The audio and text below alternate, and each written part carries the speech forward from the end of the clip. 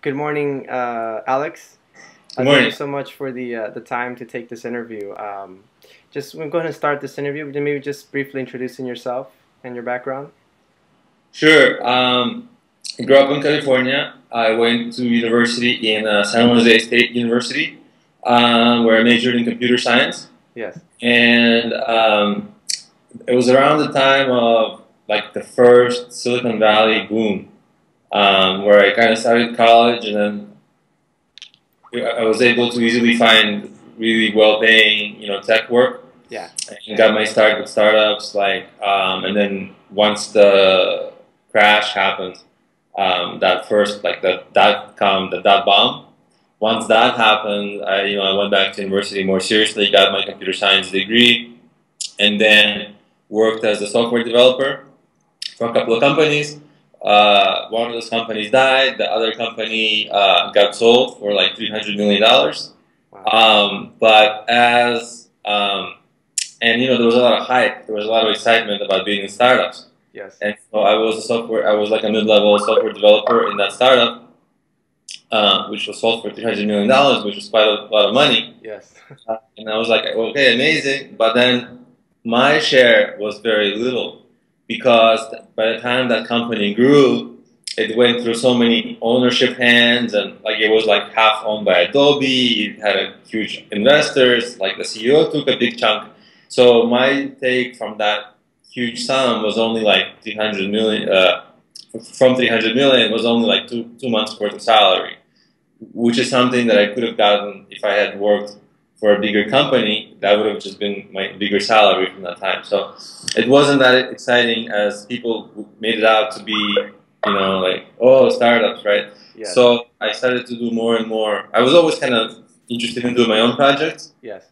But then I was kind of more and more motivated to do that. And the first projects, they kind of went okay, just they were more like learning experiences in hindsight. Then I didn't just think it was just for learning, but in hindsight, I realized like, hey, it gave me a good base of learning. Right. And I kept using my computer science background to cheaply make things. I didn't have to hire anyone. So I did a few projects. They kind of had, lukewarm but increasingly more successful results. And my current project is the business planning apps, which is growing pretty well. I mean, it's like my most successful project so far. It's actually doing pretty well. It's got revenue, it's got growth. All the charts are pointing up and to the right, so that's going well. And so they're mobile apps, and it's a series of 4 apps covering the major pain points of starting a business and the entrepreneur space, which is business idea issues, business planning, and once you start, it's the marketing and the fundraising. So it covers those things. So that's sort of where I am now. Okay. So I see that you came from your previous experience. You've always had uh, that in mind to do something on your own. So now that you've started your company, can you share about a little bit more about your current company and also maybe some of the challenges that you've gone through as a startup? Yeah, I mean, the challenges, they never end, right? I mean, every business, it feels like, I mean, there's like daily challenges, right? Yes. Even though things are going well in this company, I mean, every day the growth has to be maintained, right? Right. There's like competitors, then there's like customers complaining. Like, I even have customers who don't complain, right? Like, I mean, most of my customers are happy, but I think thus far I'm getting like close to 200,000 downloads.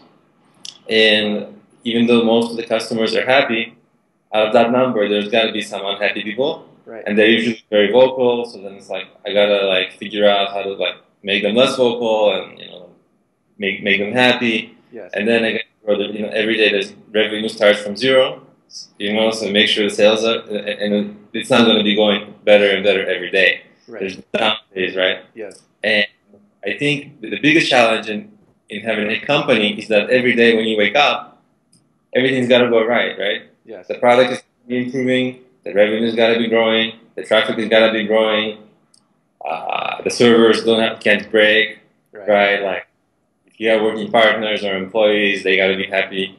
Yes. And if one of those things isn't going well, then like you gotta fight that fire. Right. What's going on? Why isn't the revenue going up? Oh my God, what happened? What's the cause? Yes. How can I fix this? Oh my God, what if I can't?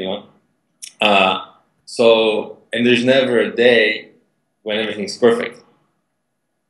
So every day has a little bit of unique insanity, Yes. even if things are going well.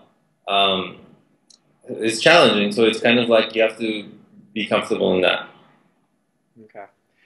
Now you mentioned you worked for a company prior. You got some experience there. Now you're starting up your own company. What keeps pushing you to continue to be an entrepreneur? Running into all these challenges.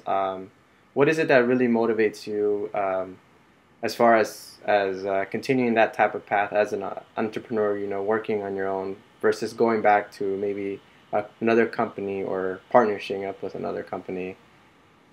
Yeah, there's nothing wrong with working for a company, but I think there are certain people who have like kind of a drive to do something on their own. Yes. Sometimes it's motivated by pure curiosity at first, but it's also exciting when you make something on your own. It's yours. I don't know. It's just way more interesting. Like every day there's just natural motivation. It's almost like it's hard even to explain to myself.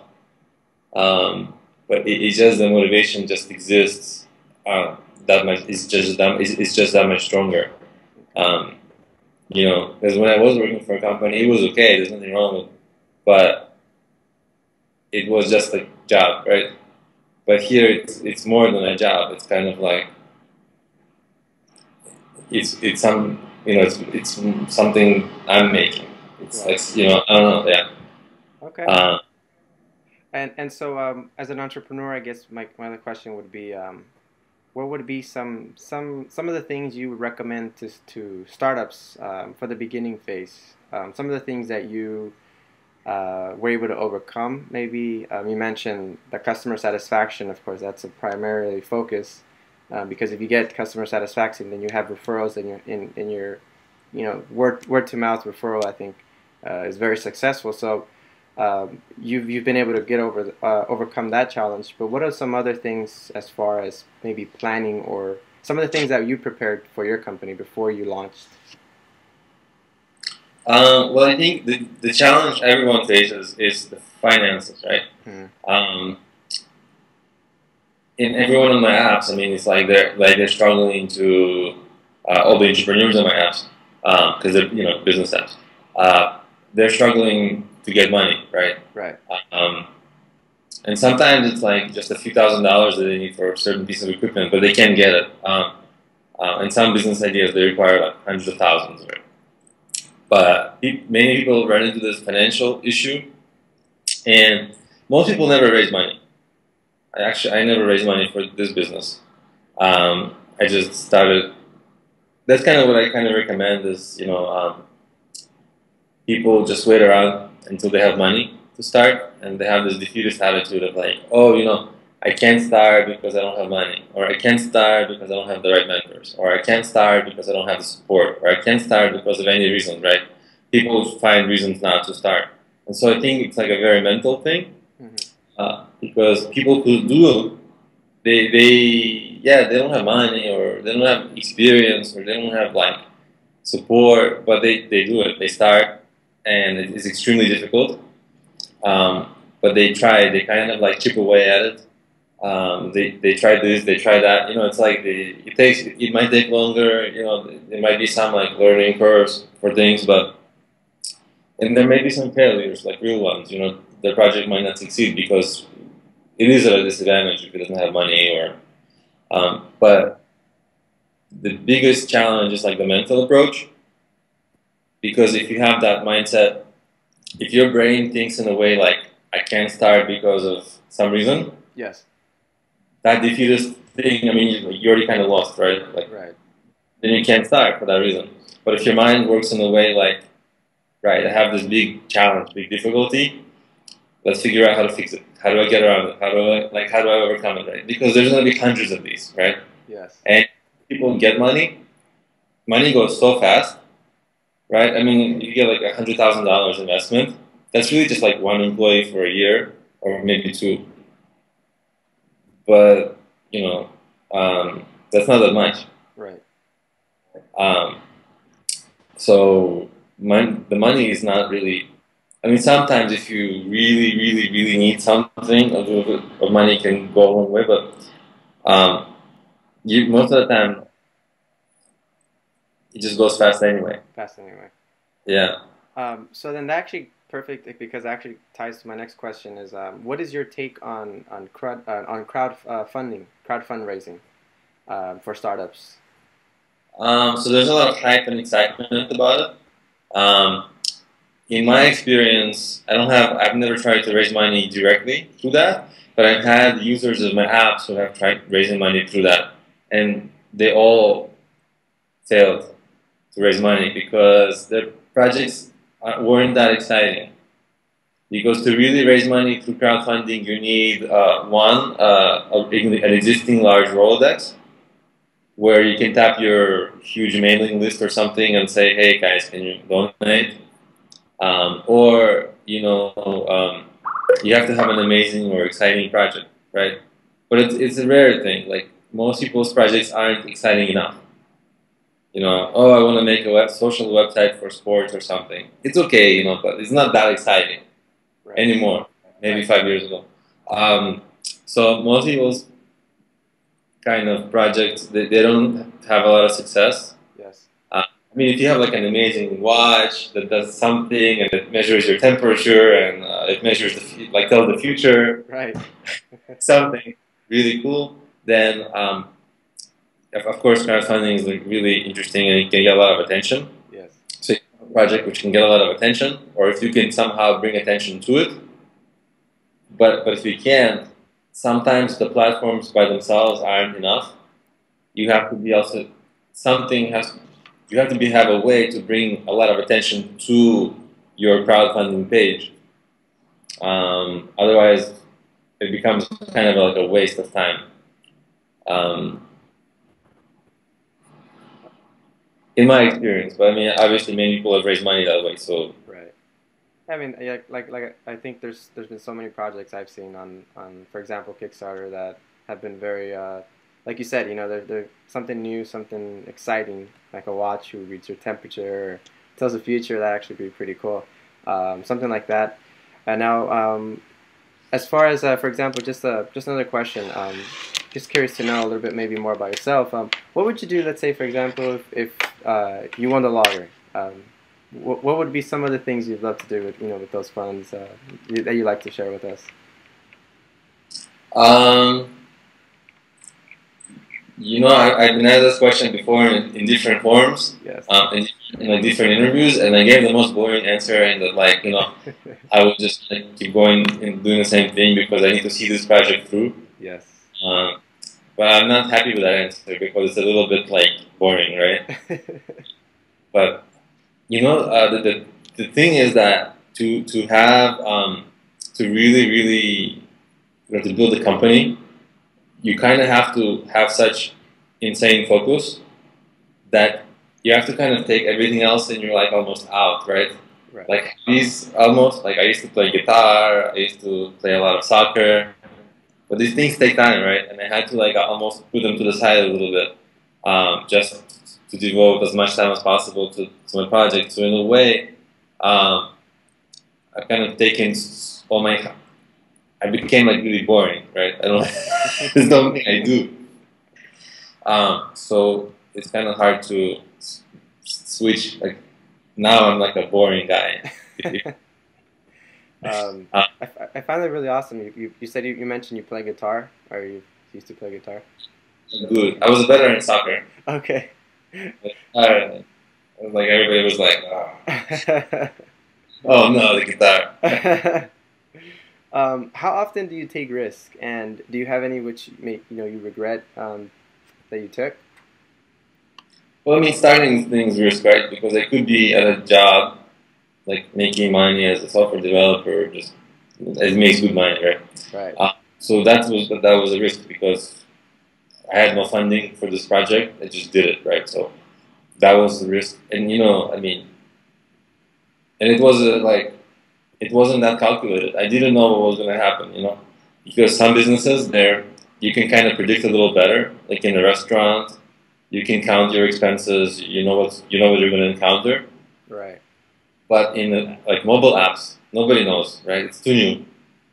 Like I didn't know what was the potential volume for these apps. I didn't know like how how users were going to behave. There's too many unknowns, right? Right. So it wasn't a very even calculated risk, but I was just curious to try, Yeah. and I was going to try and see what happens, and things started like working out. So I could get a little bit more risk, and then so even though overall it wasn't uncalculated, you kind of have like you kind of feel it out, and you see are things going well, and you always kind of reevaluate a little. Um, so in a way, even though like I didn't really calculate things because you just couldn't with this kind of a business, it was very difficult. Um, you kind of still kind of you have to question things every day, like, hey, is this worth keep pursuing? Um, So, and then also there's risk in like every decision you make in the business, right? Like, should I build a certain feature? Mm-hmm. Well, that has risk, right? Right. Let's say in a day of programming, that means I'm not marketing that day. That means I'm like not building other features. That means I'm not doing tech support, right? So it's like any part of the business is getting neglected. So there's a cost to that. Um, you know, like if I was doing marketing, so the cost would be the lost cost, the customers that I didn't get, um, and is the feature, sometimes features even, not only do they not help, but they sometimes hurt, because if you put a new feature into the product, that means people are using that feature, which they're not using your other features, Right. right? The other features may be better for, like better convert them to paying customers, or, like other features are a little bit more proven. Okay. So there's even risk adding things to the product. Like you always think it's a good addition, but you never really know until you put it in there. So there's kind of like the daily risk where you take the business, Okay. and then there's like the bigger risk of like whether you should start the business. Okay. And that actually also with being so tied up to different positions. An entrepreneur, you're an accountant, you're marketing, you're sales, you're everything pretty much from a startup. Um, Now that you've been in your business and you've been working, as an entrepreneur, sometimes you get caught up 24/7 working day and night. How do you find time to maybe spend time with your close family, loved ones, friends? How do you separate both so you can still have that time? Yeah, I mean it's important, right? So you have to maintain certain amount level of health, because if you don't have that, you're not going to be able to really run your business anyway, right? So and health means like you have to have a social life, and you have to be physically healthy. So, I mean, you have to spend time with family, right? So it's important. Right. Um, and you also have to exercise. Like, I mentioned soccer. Like, I still play soccer, just not like as much as I used to, but just enough that I stay healthy. Um, so those things are like they must be a part of your life, because if they're not, your business will actually suffer. Like, right? Because if you're an unhealthy person, same with like sleeping. You gotta sleep enough. You gotta eat right? You gotta have that social part, the social fulfillment. You gotta have and you have to be physically healthy so that your mind is healthy. Because if you're not physically healthy, your mind is not healthy, right? So, Right. and that's, I mean, if you're in your 20s, that isn't as important, but like as you get a little older, it becomes way more Catches important. up. Yeah. Um, so you have to pencil it in, just like you would pencil in time to program or time to market. Um, you know, uh, it's like you have to take it really seriously. I mean, it's so the first thing is that you have to just give it priority. Right. Yeah, but Okay. that takes realization that those things are important, because it's very easy to neglect sleep, right? Yes. Or but I mean, I'm not that social. Just minimally, Right. like family super important. Um, but maybe going to a bar not as important. If I'm just not gonna like just wasting time or getting drunk. So those things I cut, but family you can't you don't cut. Like significant others you don't cut. In fact, they're extremely important, right? Because if your significant other is not happy, then it's like you need your family to support your business. It will be it's just a healthier environment. Yes. Yeah. Those are great tips. Health and fitness. I think, like you said, both tied to a successful entrepreneur, and it reflects on the company's success. Exercise, yes, it keeps you sort of your body healthy, but it keeps your mind healthy. Yes. Yeah. Now, how often do you get a chance to travel? Would you prefer to travel and work, based on your laptop for programming or marketing or sales, or would you prefer to stay in one particular location? So I could travel, just because there's no attachment to any, I don't have a physical store from which I sell, right? Right. I don't have a physical restaurant, but somehow I don't, because I just wake up. I know I have a workspace where I'm most productive. I go there and I start working. That's kind of how it is for me. Many other people travel. I mean, but it's not my style. I mean, because I'm also very hands-on. Yes. Into the product, but not so much I don't have customers I need to talk to. I don't have conferences that I attend. So so I don't really need to travel like that. And yeah, I know travel is important for many people because it's kind of part of their mental health, right? Luckily, I'm not a big travel guy, period. But I know many people are, so that's something that's important for you and gives some fulfillment, it gives experiences, and it's important. And it's possible, but I don't know. It's you gotta focus, because if you're traveling, you kind of feels like you should be having fun and not really work. I don't know. Working, right? Yeah. And just curious to know, do you have a particular entrepreneur that you constantly look up to, or someone who motivates you daily, or even a hero? Hero? No heroes, I think.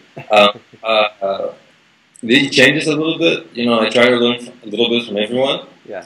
But it's also a little dangerous to do that because everyone has their public face and some agenda they're pushing, right? Something they're selling. Yeah. Right? So it's a little it's good to take many of these guys' ideas and synthesize them.